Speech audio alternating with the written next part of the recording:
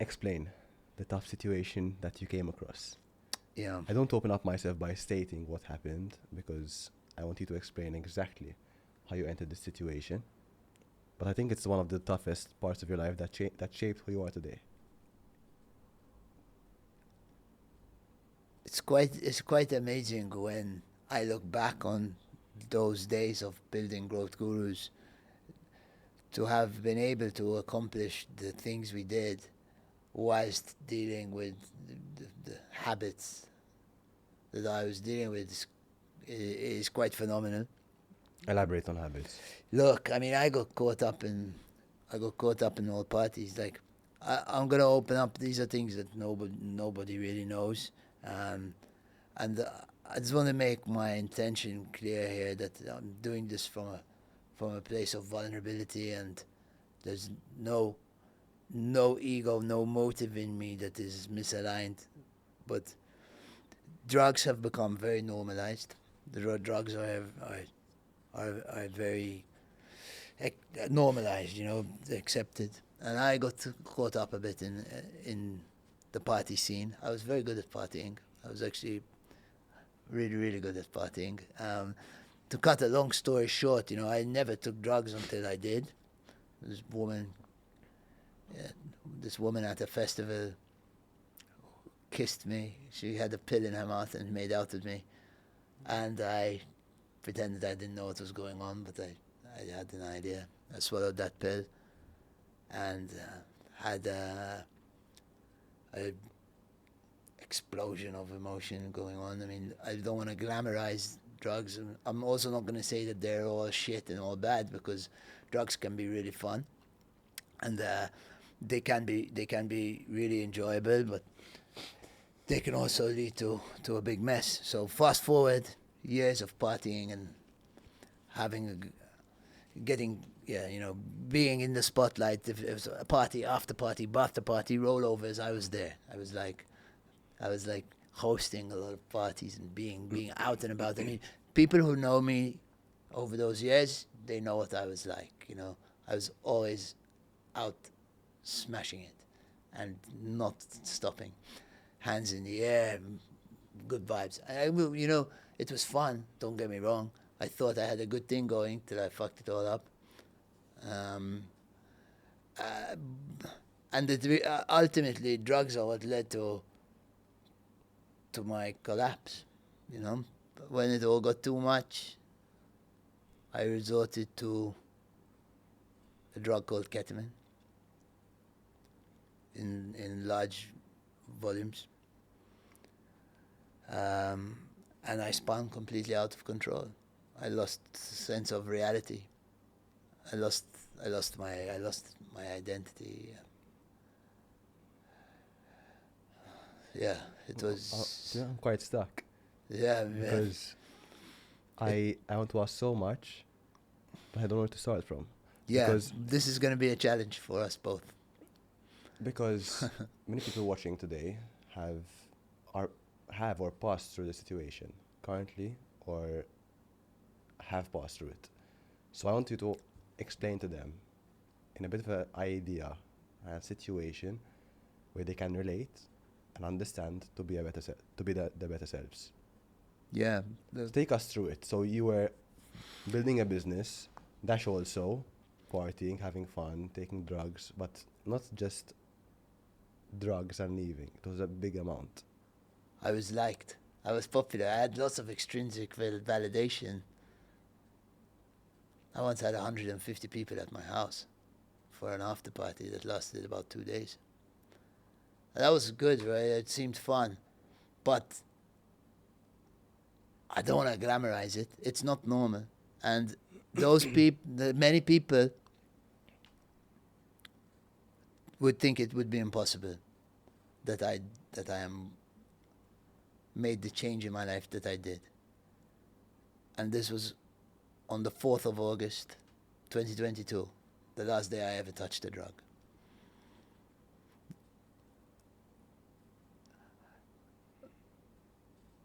I hit rock bottom. Fuck, wow, I really, really fucked up. From a place of good intention, but I hit the lowest point of my life right before I was admitted to the psychiatric ward of Mater Dei. I went from the biggest high to the biggest low in something that was nothing short of an intervention by the women who saved my life. I came home. So I don't know how to get to this part, but I was so high, I was convinced that I was God himself. For a long period of time, or was it for a day? No, for 2 weeks. It lasted 2 weeks in total. What was the day like, being God at that Oh specific my time? God, it was cool being God, bro. Being God at the time. So listen, I just want to say this. It sounds crazy, and I'm sure it sounds crazy. I was convinced in my mind, in my reality, that I was God himself, and I needed to save the world. How I got to that point happened quite quickly. There were 4 days off the back of being really hurt. I got really wounded in an unexpected way. It was actually a business related trauma that I suffered.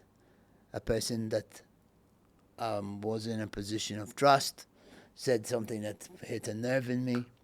What was the statement?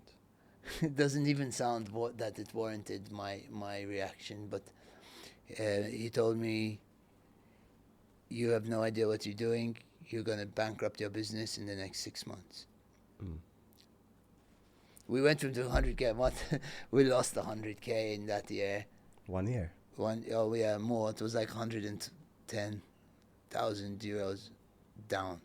After a year of working so hard, every day, working, busting my balls, my hardest. Me, Alex, and the team, we were all working so hard, and we ended up at the end of the year minus 110,000 euros.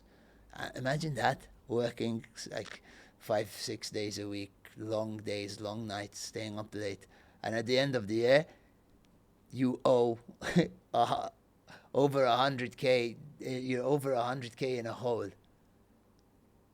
One thing we never ever didn't do was pay people we owe money or pay our debts. We always pay our debts on time, and I think that's part of one of the things I really believe in is honoring your word. And we always paid out our money, so we were paying out everything, and just going further and further into a hole. So it was at that moment that, if there was one thing to say that would hurt me, it's that I was going to bankrupt my business, probably because partly I feared it was true. And you were passing through a situation of drugs during that time? Yeah, I was, but that's when I took it to the next level.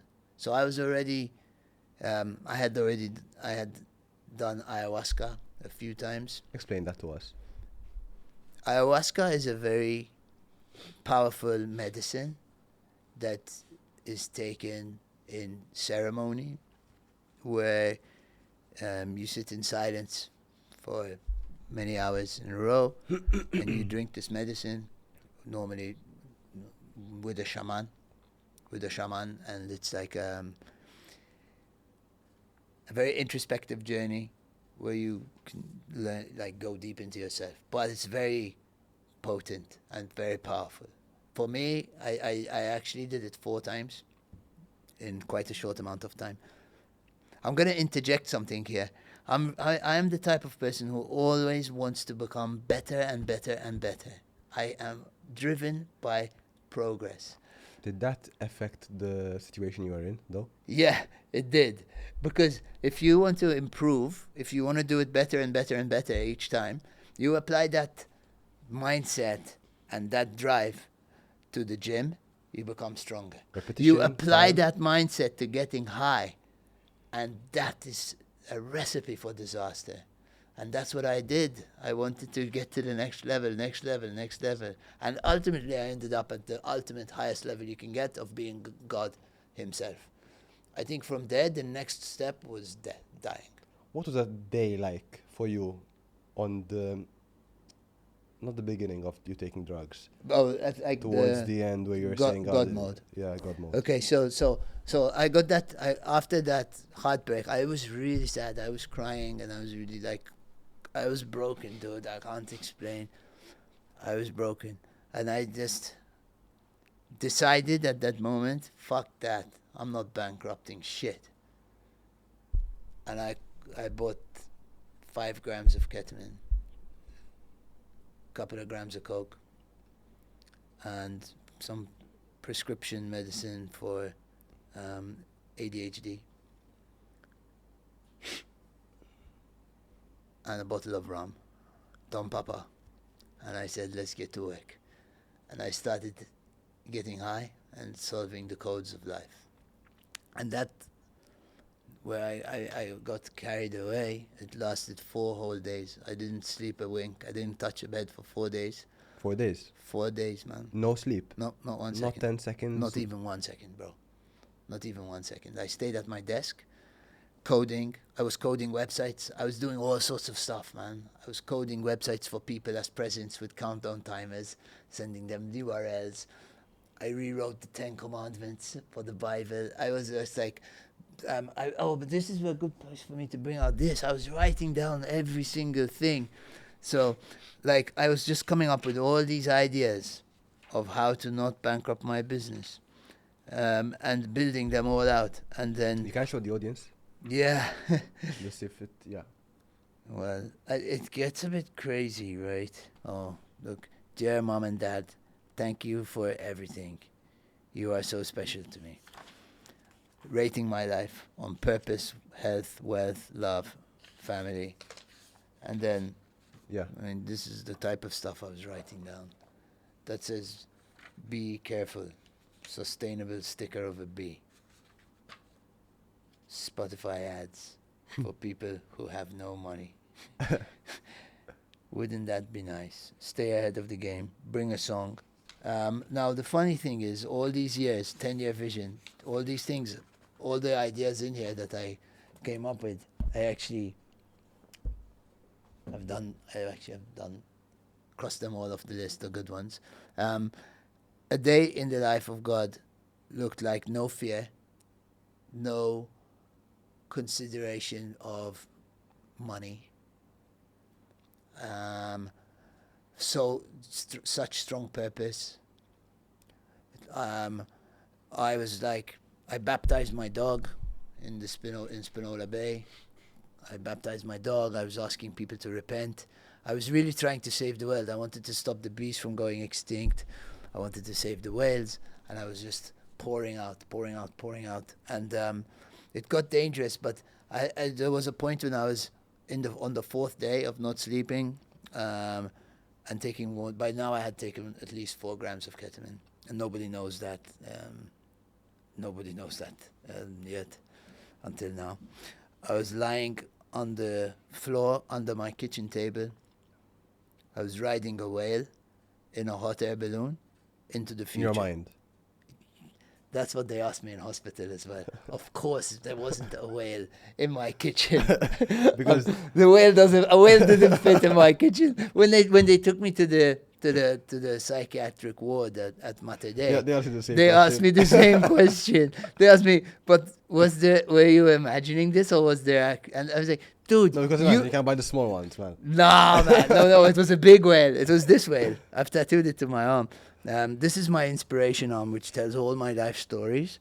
There's my heartbreak, my mom, the angelfish, the day I stopped taking drugs, me standing on my biggest achievements by So how myself. does it work though, but in your head? So you're lying down. So eyes I was lying down, face down, and I was just hallucinating aggressively. I managed to somehow tap into like the ayahuasca energy through this concoction of ketamine and Adderall and rum, and it was like I was in my zone, right? And I think also not sleeping for 4 days doesn't help.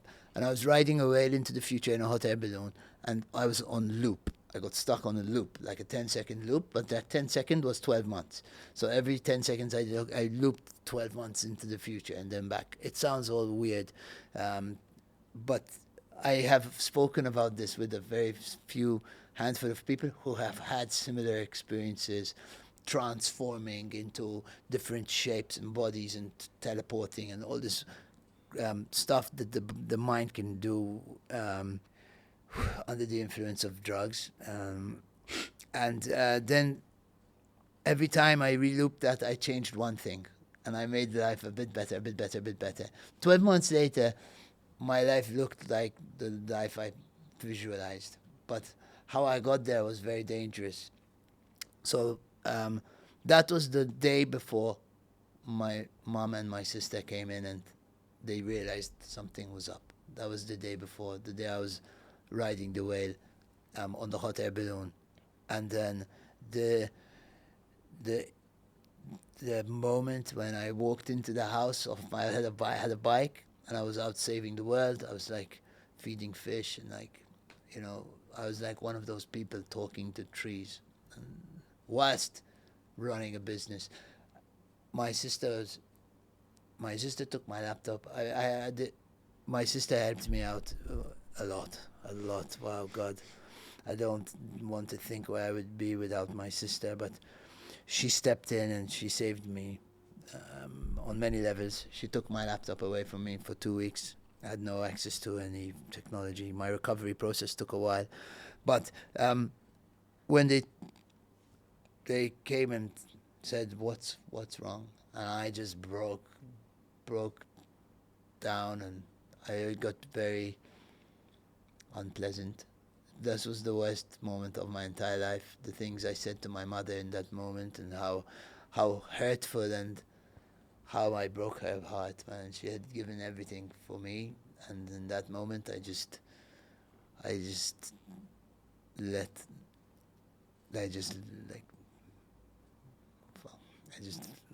was horrible to her. What was the statement at that current time? I was not in a good place, man, but I was just ripping her to pieces, really. I was saying really nasty things like you messed up, you messed up the way you brought me up. I don't mean it, but it just, I was in a very messed up state, and you know, it was the worst day of my entire life, and I was a mess, and I was taking it out on my mom and on my sister and on Georgia, and I was God and they were just humans, and they were telling me that I shouldn't do drugs, and I'm like, what the fuck are you on about? What you don't do this. This is wrong. This is how. And I was like, it all got muddled up, and I was like preaching, and I was angry, and I was not in a good place. But they were so compassionate and loving, and they were there for me. And then, like that day, that episode lasted like 3 hours at the end of a 4-day stint, and I have so much gratitude and love for my family for getting me through it. Then I finally went to sleep for the first time in 4 days. The exact words I remember using are, "You fucked up in the way you raised me, and you messed up in my upbringing." And it's just not true. I mean, but I said, you brought me up in the wrong way. But in a harsher. Yeah. And I was referring to Christianity. I being kind of, they wanted always the best for me, and Christianity was part of it, and some of it came down to like things I was taught through her and the church that then kind of stayed in my mind, like around sex before marriage and things that the Bible says you shouldn't do, but as a kid growing up I wanted to do, and caused some conflict in my head, and but no mother deserves to be told the things that I